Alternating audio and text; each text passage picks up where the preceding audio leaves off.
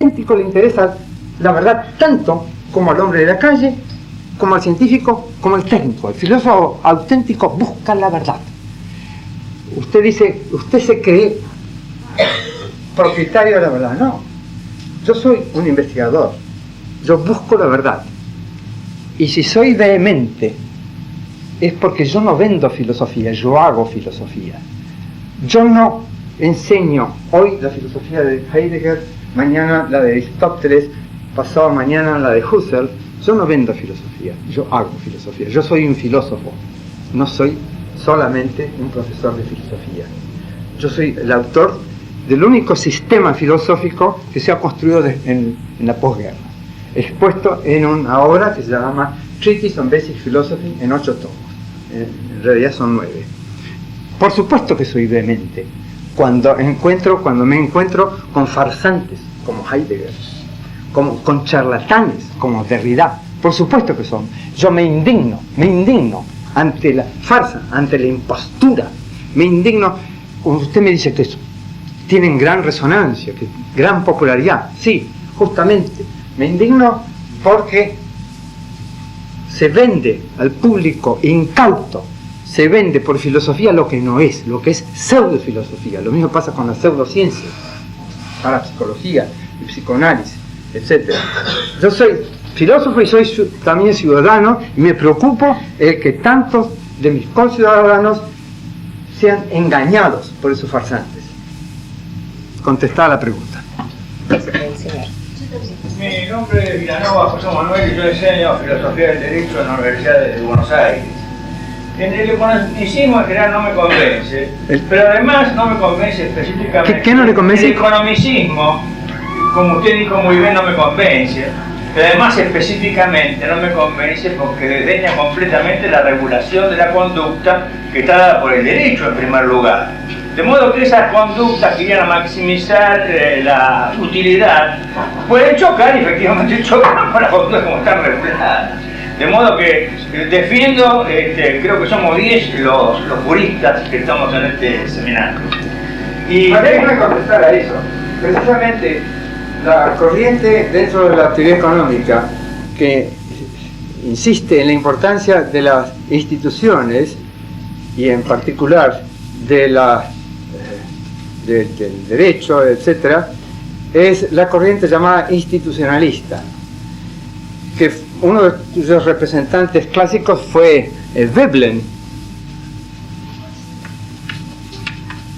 El único defecto que yo les encuentro a los institucionalistas, Veblen escribió alrededor de 1900, el defecto que yo les encuentro a los institucionalistas es que tienen razón en lo que critican, pero no ofrecen una alternativa. Por ejemplo, no hacen investigación empírica, es economía sin números, etc. No ofrecen modelos matemáticos de una empresa, de una economía, etc. Sí se han quedado cortos. Han pecado no por comisión, sino por omisión. Pero hay que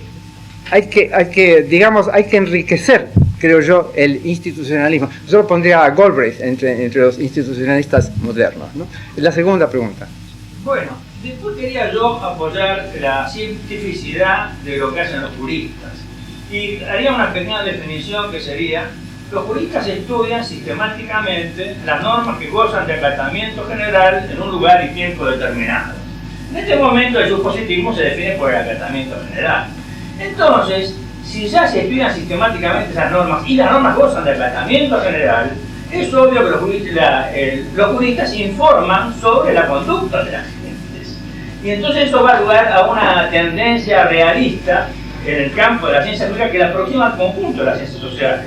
Yo sé que usted no está de acuerdo con que la ciencia del derecho, o llamada ciencia del derecho, jurisprudencia, sea una ciencia, pero yo creo que con esta definición, que recién la estuve estudiando desde ayer hasta hoy, porque era un punto que no lo tenía muy en claro, está bastante clara la cosa. Si las normas que estudian los juristas sistemáticamente gozan de acatamiento general, por lo tanto el conocimiento de esas normas da conocimiento directo sobre la conducta de la gente. Seguro. Bueno, tenemos dos puntos de divergencia y son menores. El primero, usted dice que el derecho es una ciencia. Yo diría que el derecho puede ser científico sin ser una ciencia, así como la ingeniería es científica sin ser una ciencia, o como la medicina moderna es científica pero no es una ciencia. el derecho, bien entendido, apoyado sobre la sociología, la politología, la economía, la psicología, la historia, también es científico sin ser una ciencia. Para mí es una sociotécnica. ¿Por qué? Porque la finalidad del derecho es la regulación de la conducta humana. Es una finalidad práctica. Modificar la conducta humana. Entonces es una sociotécnica, lo mismo que las finanzas o el management, etc., ¿no? Perfectamente respetable. Segundo, usted insistió mucho en el acatamiento, pero eso lo acerca a usted peligrosamente al positivismo jurídico de Hans Kelsen, que yo rechazo completamente, porque es la postura del jurisconsulto o de la persona que hace derecho, acatando totalmente la sociedad existente, como si fuera perfecta, o sin ocuparse de si es perfecta o imperfecta, simplemente acata el orden instituido. Kelsen, usted sabe que Kelsen tuvo que emigrar de Austria, tuvo que irse a Estados Unidos, pero usted sabe que el positivismo jurídico, la doctrina de Kelsen, que no tiene nada que ver con el positivismo filosófico, ¿no? El positivismo jurídico fue abrazado por los dos regímenes totalitarios más extremos, la Alemania nazi y la Unión Soviética. Los dos dijeron, el ciudadano tiene que acatar las leyes, sean buenas o malas, no importa. Una vez yo le pregunté a Cosio, dígame una cosa, ¿usted no cree que hay leyes injustas? Leyes injustas es una contradicción en los términos, puesto que es una ley, pertenece a la justicia. No podía entender. Sí, sin embargo, me parece que hay leyes injustas, leyes que se podrían mejorar. Por eso mismo una persona que se dedica a la jurisprudencia y ve que la sociedad evoluciona, se da cuenta que algunas leyes son más injustas que otras. Por eso es que hay reformas jurídicas de vez en cuando. El Parlamento introduce nueva legislación para eliminar ciertas injusticias. No, Cosio no podía entender eso, no le cabía en su cabeza, y yo estoy seguro de que usted sí entiende, usted está de acuerdo conmigo en que no siempre hay que acatar. Hay que acatar las leyes justas, pero las leyes injustas no. Hay que tratar de pelear contra ellas, luchar, no digo evadirlas, pero sí luchar contra ellas, ¿no? Una última, termino. De alguna manera, nosotros, yo soy discípulo de Cosio, sobrevivió a Cosio. Sí, sí. ¡Qué paciencia! Reconocemos la existencia de los valores jurídicos y reconocimos la existencia de valores positivos. El conflicto se puede presentar de valores positivos, normas positivas, un conflicto muy duro. Pero de todos modos, yo creo haber podido resolver dos grandes problemas de la teoría general del derecho, basándome justamente en algunos autores y en ideas propias, que son el problema de las fuentes jurídicas, en el cual me baso en Chus como construcciones primarias construcciones de primer grado de los protagonistas del mundo social, serían las fuentes del derecho, y creo haber solucionado el problema de la fundamentación de los derechos humanos, basándome en parte en Cosio, en Kelsen, y después en Rackrus y en Rawls mismo. Se puede, creo que hay toda una teoría jurídica a la altura de la ciencia del derecho y a la altura de la filosofía del derecho, justifica el tratamiento de tipo científico de la actividad, no del derecho, sino de los juristas que estudian eso que se llama derecho. Con eso termino. ¿Puede ser sobre el tema de ayer? Sí, puede ser sobre el tema de ayer. ¿Qué tema? El tema de ayer. Sí, vos más alta, por favor.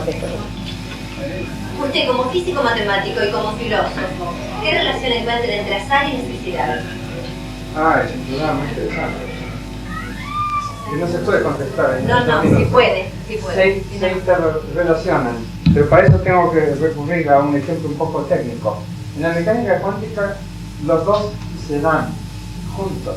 Es decir, la causalidad y el azar se dan juntos de la siguiente manera. Uno habla, por ejemplo, de la probabilidad de que un proyectil A cause una transformación B. Cause, probabilidad de una causa. Entonces uno habla de la probabilidad de que, dada la causa E, se produzca el efecto se produzca el efecto E, y calcula esa probabilidad. Entonces aquí la probabilidad se une con la relación causal, en lugar de darse separadamente, de hablar simplemente de la probabilidad de tal evento, de tal acontecimiento, o en lugar de darse la relación causal independientemente de la probabilidad. Entonces, no hay oposición entre las dos, hay combinación. Y si la hay en la mecánica, en la teoría cuántica en general, hay también en la química, en la biología, etc. No hay oposición. Pero el azar hay que entenderlo de manera, en fin, la palabra azar es un poco ambigua. Se refiere o bien a procesos al azar que están regidos por leyes del azar, leyes estocásticas que estudian el cálculo de probabilidades simplificado, o bien al accidente suele, decimos en la referencia sumaria a ese asunto, ¿no? En todo caso, es un asunto muy importante, es un asunto muy lindo, y se puede ver que la mecánica cuántica no es ni exclusivamente estocástica ni exclusivamente causal, que combina los dos efectos. Ese es un punto de vista personal, ¿no? Gracias. ¿No? Sí, usted ha desarrollado una crítica, una evaluación crítica de algunas teorías o supuestas ciencias, y ha caracterizado esta crítica como una crítica filosófica.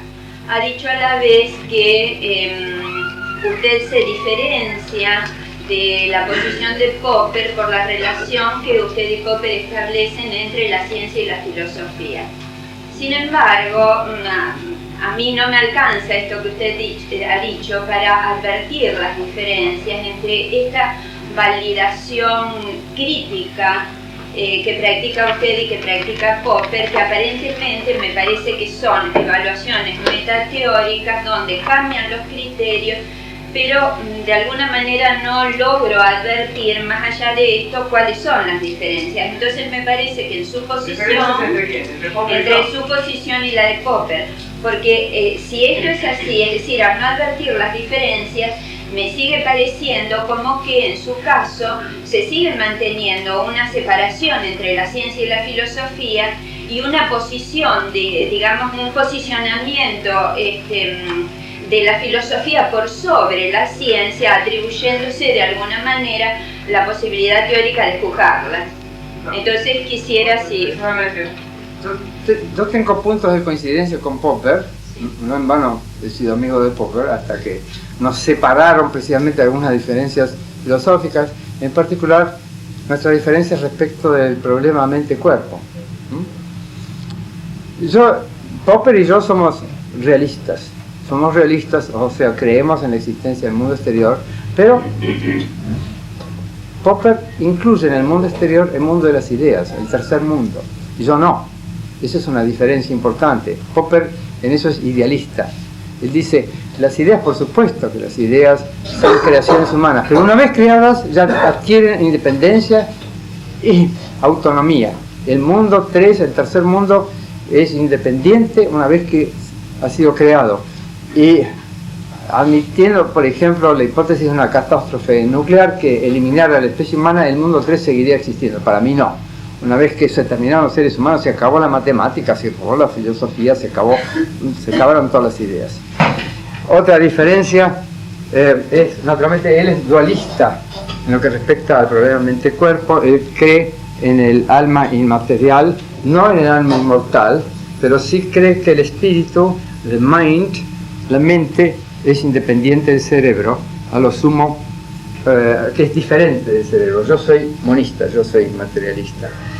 Él no cree que el filósofo debiera criticar las teorías económicas neoclásicas, al contrario, él las acepta acríticamente, no es para nada crítico.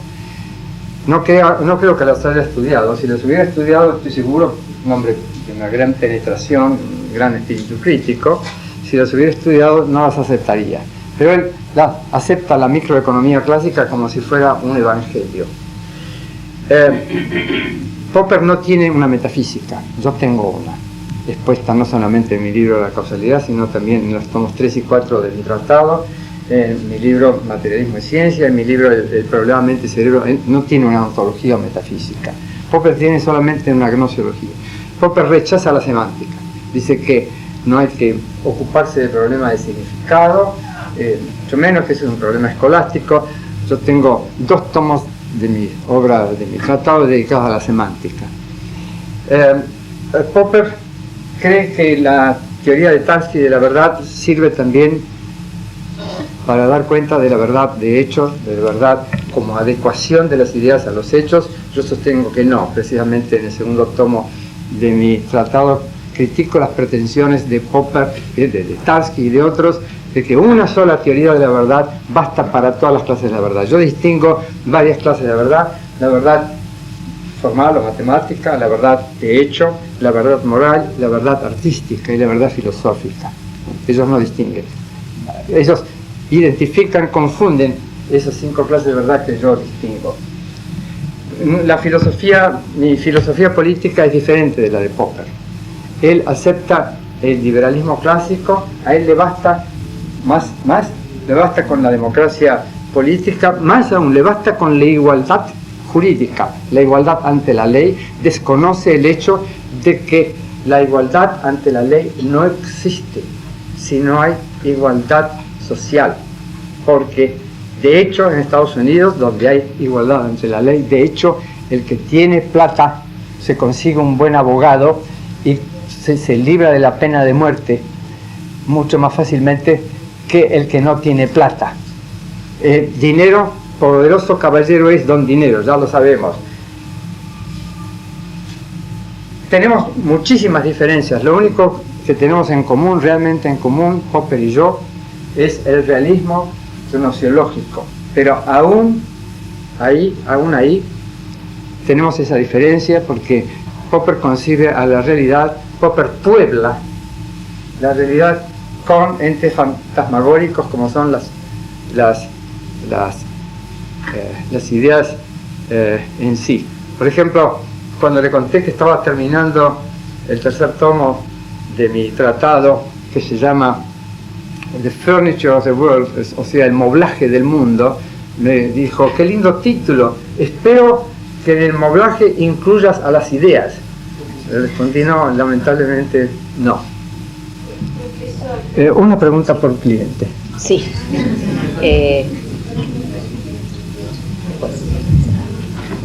Quisiera preguntar, doctor Bunge, ayer mencionó los conceptos ideales de Max Weber. Entre ellos, sí, los tipos ideales, entre puros o teóricos. Y mencionó la burocracia, la democracia. Yo quisiera saber dónde está el error conceptual de mi razonamiento que debía hacer. Si yo acepto el sistema o el concepto o el tipo ideal de Weber con respecto, vamos a encarar, digamos, democracia. Si tomamos democracia, lo concibo como algo, como una curva, una parábola o una hipérbola que toca los ejes, digamos, cartesianos en forma asintótica sin alcanzarlo jamás. No sé si estoy equivocado. Este sistema ideal, en mi forma de ver, no existió, no existe y posiblemente no existirá jamás, y se toma como debiera tomarse, como algo ideal a lo cual uno tiende a tratar de lograr. Bueno, Weber estaría de acuerdo con usted. Perfecto. ¿Me permite continuar? Es asimismo como el sistema religioso. Si uno quisiera concebir que el hombre a semejanza de Dios tiende a tratar de perfeccionarse y tratar de lograr ser como Él. En ese caso, yo siento que estoy contra aquellos políticos de comité que me dicen de que aquí hace 10 años que estamos en democracia y que vivimos en democracia. Yo creo que democracia no existió, no existe y posiblemente jamás exista.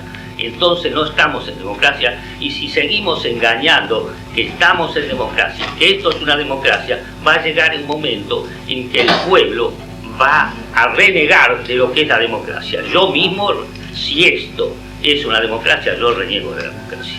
Bueno, me parece muy bien. Estamos de acuerdo, pero lo que pasa es esto. La democracia que tenemos es una democracia muy limitada. Entre todo está limitada a lo político y aún así es muy restringida. ¿Por qué? Porque hay muy poca participación popular. La democracia política está caracterizada, a mi modo de ver, no solamente por la existencia de elecciones periódicas, eso es necesario pero no es suficiente. Es preciso además que haya una participación, y no solamente un día por cada 4 años o cada 6 años, sino una participación constante en la vida política, no solamente en partidos, sino también en otras organizaciones, porque no solamente la política es parte de la política. Cada vez que se trata de gobernar, de guiar un sistema social, sea una empresa, sea una familia, hay cuestiones políticas. La política es el arte del gobierno, el gobierno de la familia, el gobierno de la empresa, de una escuela, etc. Debemos tratar de, creo yo, de extender la democracia a todos los sistemas sociales. Por ejemplo, participación del personal en las decisiones que se tome en una empresa, participación de todos los miembros de la familia en las decisiones. Eso no ocurría antes, pero ocurre hoy. La democracia se está ampliando. Mi padre creció en una familia autoritaria, en que los chicos no tenían la menor voz. Me contaba mi padre una anécdota. Su padre, mi abuelo paterno, era presidente de la Corte Suprema de Justicia, y un hombre muy autoritario, como se estilaba en aquella época, fines del siglo pasado. Entonces, cuando comían, desde luego los chicos no hablaban, no tenían derecho a hablar. Es muy diferente de las familias actuales, por lo menos las familias que yo tenía. Mis chicos me han estado criticando y discutiendo conmigo durante la comida, antes y después, ¿no? Entonces, la gran mesa presidida por el pater familias, por la matrona, y rodeada 8 chicos. Entonces están comiendo y de pronto mi padre, tendría 10 años, papá, los niños no hablan. Se queda callado. Termina la comida. ¿Qué querías decirme, Augusto? Que la hoja de lechuga que te estabas por tragar tenía un gran gusano. Si hubiera habido un poco de democracia, mi abuelo se habría ahorrado el gusano, ¿no? Yo concibo la democracia de una manera un poco diferente, de manera ampliada. Yo concibo la democracia en forma sistémica, es decir, democracia ideológica, por lo pronto, o sea, nada de racismo ni de sexismo, igualdad de razas, igualdad de sexos. Democracia económica, participación masiva en el goce de las riquezas. Hay que ganársela la participación, no es cuestión de dejarse de tomar la mamadera. Participación en la cultura, acceso a la cultura, amplio. No se trata de forzar a todo el mundo a seguir cursos de doctorado, pero el que quiera seguirlos tiene que tener la posibilidad, ¿sabes? Participación en la política, participación amplia en la política, no solamente en la política de la cosa pública, el manejo o la gestión de la cosa pública, de la red pública, sino también de toda organización social. Entonces hablo yo, por eso, de democracia integral. Pero no creo que baste. No creo que baste porque no todos estamos capacitados para entender todos estos problemas. Necesitamos la ayuda de los técnicos, de los que saben, por ejemplo, técnicos en derecho, técnicos en economía, etc. Entonces yo hablo de tecnodemocracia. Necesitamos asesores que nos enseñen y con quienes discutir, porque el asesor, si es un asesor económico, puede ser que tenga una visión monocular, una visión túnel. Entonces, yo creo que tenemos que colaborar, gente, todo el mundo debe interesarse por todas las cosas y debe participar en la medida en que lo quiera, no debería ser obligatorio, pero debe participar, es su deber moral, no su deber legal. participar en la gestión de todo lo gestionable. Entonces tengo una concepción un poco más amplia. Usted me dirá que esto es un ideal. Sí, es un ideal. Pero sin ideales, la vida sería muy aburrida y desesperanzada. Permite, doctor, yo no entiendo, yo no quiero decir que no debe ser ideal, al contrario. Sí, sí, no, estamos de acuerdo. Es un error conceptual y que posiblemente no sea... Sí, no, yo estoy de acuerdo. Nos venden por democracia algo que tiene un poquito de democracia, pero no es... Perdóneme, doctor, yo creo que se confunde lo que es una república con una democracia. El hecho de que haya un acto electoral, un sufragio, un comicio, no involucra que haya ya democracia. No, estoy de acuerdo. Que se eligen, estoy de acuerdo. Una fórmula de sábana que ni siquiera el pueblo conoce, y más todavía los segundones, los que están detrás de todo eso son los que dominan. Sí, estoy de acuerdo. Bueno, pero si tuviéramos una participación más activa en la elección de los candidatos... Pero la apatía del pueblo está muchas veces en observar los latrocinios, toda la corrupción que existe y todo lo que está sucediendo. Estamos de acuerdo, señor, estamos de acuerdo. ¿Autoriza 2 preguntas más? O, sí. Sí. Yo quería preguntarle, doctor, sí. Quería preguntarle acerca, si usted se podía extender un poquitito sobre el problema de los lenguajes y lo social, sobre todo atendiendo al problema de los significados en relación a esto con las creencias. En todas estas horas que llevamos juntos, usted ha hablado mucho sobre la realidad, sobre la verdad, el acuerdo, la cooperación, etc. El hecho es que todos sabemos lo difícil que es a veces ponerse de acuerdo, ¿verdad?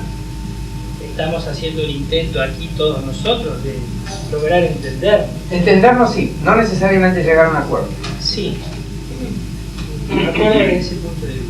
Quisiera ver cómo ve usted esta cuestión y sobre todo cuál sería la metodología que usted propone, teniendo en cuenta un hecho ético trascendente que implica que, bueno, en la posesión de este instrumento que es el lenguaje, o los lenguajes, si usted prefiere, para ampliarlo a otras cuestiones más amplias y que creo que operan, ¿cómo usted propone que la gente puede mejorar? Bueno, para mí no es cuestión de lenguaje. Con lenguajes. Sí, usted se refiere tal vez un poco a las cosas de Habermas, según quien es preciso que haya consenso para poder entenderse. Bueno, en todo caso, sabemos que es muy difícil que haya dos opiniones coincidentes en todo.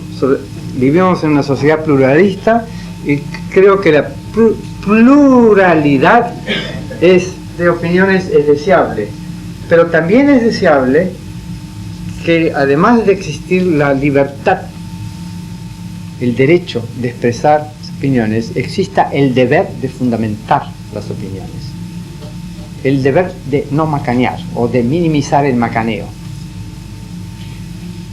Ahora bien, para poder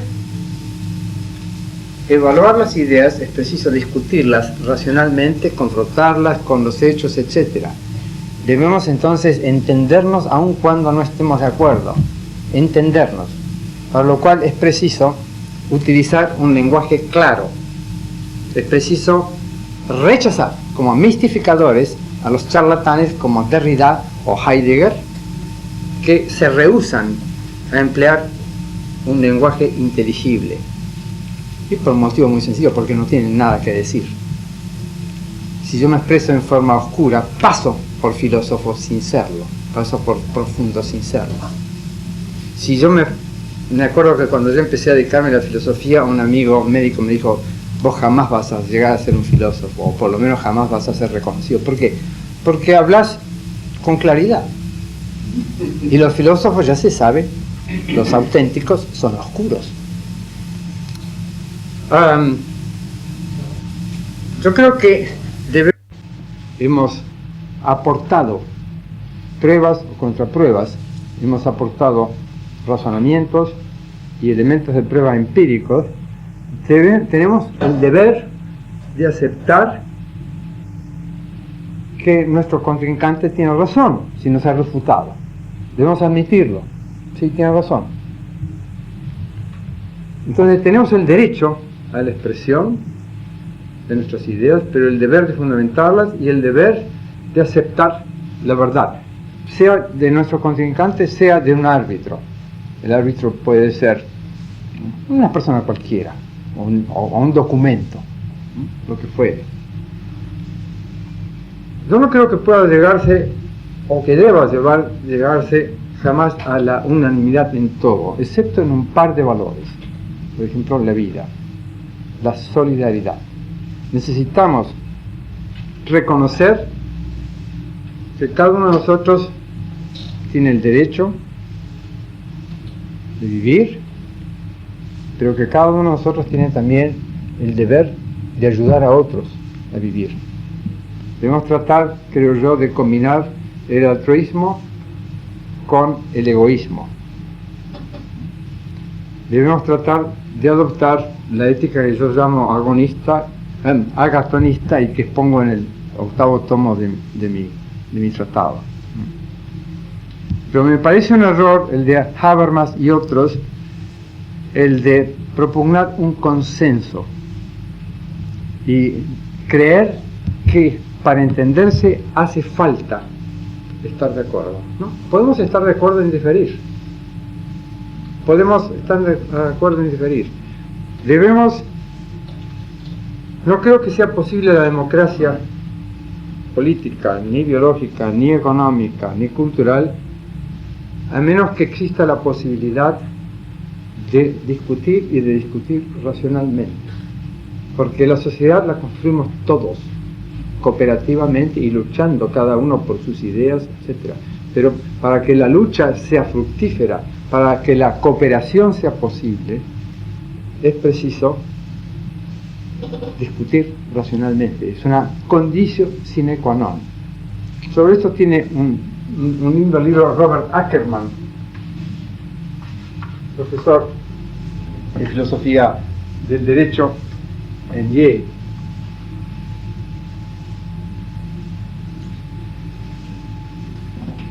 Sí. Doctor, sobre todo por esta última parte, estos últimos conceptos que me parecen excelentes y con los cuales coincido plenamente, le pregunto entonces, ¿en qué futuro podemos pensar o cómo podemos imaginar el futuro si ganan tanto espacio y lo han ganado de hecho durante tantos años los lenguajes abstrusos, obscurantistas, mentirosos, los eufemismos? En nuestro país, a donde yo vengo una y otra vez con los ejemplos, porque es nuestra cotidianeidad y la que por otra parte nos agobia, nosotros pensamos que las cosas debieran ser tal como usted las plantea, ¿no? Recuperar los lazos solidarios, el respeto por la vida. Miren qué día lo estamos diciendo, ¿no? 24 de marzo. Sin embargo, en la masa gana terreno y gana mentes y gana voluntades y gana corazones el discurso de la mentira, el doble discurso, el discurso, como usted dijo en una y otra oportunidad, también tantas veces no, es la charlatanería. ¿Y cómo sigue esto? Bueno, usted toma un caso muy excepcional, un país que ha sido víctima en un grado extremo de los charlatanes, un país en que se importa libremente, ya no hay barreras aduaneras, barreras intelectuales para importar toda la basura que se produce en otras partes, pero ni siquiera es basura original, no es basura producida acá, es basura producida en París, es toda importada. Yo no sé, el prestigio del importado, el prestigio de la Coca-Cola, en lugar de, digamos, de una buena naranjada con naranjas traídas de Entre Ríos. ¿Por qué la gente prefiere tomar esa bebida asquerosa, a mí me parece, a tomar una buena naranjada que cuesta lo mismo? El prestigio del importado. ¿Por qué tragarse macanas importadas cuando nosotros podemos macanear igual que ellos, o mejor, y podemos hacer otra cosa mejor que macanear, y es buscar la verdad, honestamente? Yo no tengo una respuesta adecuada a su pregunta, que es tan importante. ¿Por qué florecen, sobre todo en este fin de siglo, por qué florecen no solamente en la Argentina, aunque especialmente en la Argentina, el macaneo pseudo-filosófico? ¿Por qué florecen las pseudociencias, etcétera? Pero un sociólogo de las creencias tal vez le diría que esa es una característica de épocas de decadencia, que también florecieron todas clases de cultos, de supersticiones a fines del Imperio Romano, que también florecieron durante el nazismo. Acuérdese que Hitler tenía su astrólogo con quien consultaba todas las decisiones que tomaba. La astrología era muy popular en Alemania. En Alemania era también una doctrina oficial o semioficial, propalada por Himmler, el jefe de las SS, una teoría peculiar inventada por un charlatán que decía que las estrellas están hechas de hielo, de Eislehre se llamaba, Eislehre. Y el partido nazi estaba dividido entre los que creían que las estrellas estaban hechas de hielo y los que no creían. Y Hitler, un hombre mucho más hábil, más inteligente de lo que creíamos durante la guerra, no quiso tomar partido. Sabía que había cosas más importantes que esa. Pero permitió, por supuesto, que se difundiera esa charlatanería, porque al fin y al cabo, cuanto más ignorante sea el pueblo, tanto más fácilmente se lo domina.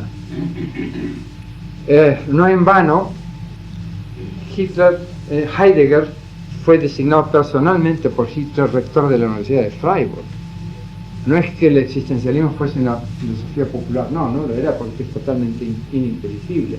Pero sí, la lucha de Heidegger contra la razón, contra la ciencia, contra la discusión racional, le convenía al nazismo. Cuanto más estúpida sea la gente, cuanto menos racional sea, tanto más fácilmente manejable lo es. Yo le he pedido muchas veces a amigos que hacen psicología social que traten de explicar los mecanismos sociales de la gullibility, ¿cómo se dice? Credulidad, de la credulidad. En particular a mi amigo James Alcock, psicólogo social, que tiene lindos libros de crítica de la parapsicología y que ha estudiado empíricamente las creencias, y se dan casos paradójicos. Las creencias en la pseudociencia aumentan con la escolaridad. Es decir, la gente que ha tenido estudios universitarios suele conocer y aceptar más supersticiones que las que ha tenido solamente estudios secundarios, las que a su vez son más supersticiosas, o aceptan más supersticiones que las que han cursado solamente estudios secundarios. Es decir, que nuestras escuelas son escuelas de superstición, y eso en un país avanzado como Canadá, Estados Unidos. Simplemente se entera. La gente, digamos, un campesino que nunca va a la escuela, no se entera de creacionismo, no se entera de la existencia de los platos voladores, nunca oyó hablar de psicoanálisis. Es en la escuela que oye hablar de todo eso. Entonces, debemos someter, es trágico, tanto más ignorante cuanto más sabiondo. Es una contradicción, es una paradoja. Debemos examinar críticamente qué les enseñamos y qué dejamos de enseñar a nuestros estudiantes. Les enseñamos ciencia de manera dogmática. Les voy a dar un ejemplo. Hace unos 10 años, 11, fui invitado a dar conferencias en Egipto, en una universidad. Y una de mis conferencias versó sobre ciencia y religión. Entonces estaba en medio yo de la conferencia cuando de pronto se levanta un señor y habla en árabe, se dirige a había 300 o 400 personas en una gran sala, y este señor y 200 personas se retiraron de la sala, dejaron medio vacía. Entonces, ¿qué pasa? Le pregunto a mi intérprete, ¿qué pasa? Este señor es un profesor de física del estado sólido, que les acaba de decir que todo lo que yo digo son mentiras, que se oponen a las enseñanzas del Corán, las Sagradas Escrituras islámicas. Y entonces, bueno, yo seguí con mi conferencia y mi anfitrión habló después con el profesor y le dice, ¿por qué no va y discute públicamente con el profesor? Muy bien. La vez siguiente vino y entonces expuso su posición es esta, que todo lo que puede conocerse ya está en el Corán de una manera u otra.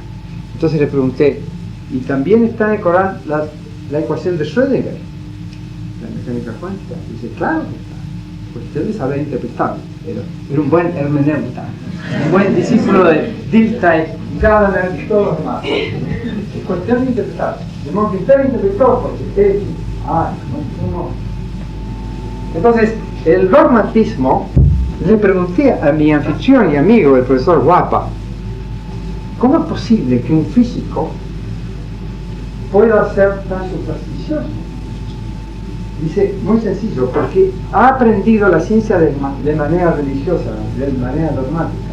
Simplemente se ha aprendido, ha memorizado una cantidad de fórmulas, una cantidad de datos, y para él todo eso es tan sagrado, y ha aprendido, por supuesto, le han lavado la cabeza de chico con el Corán, etc.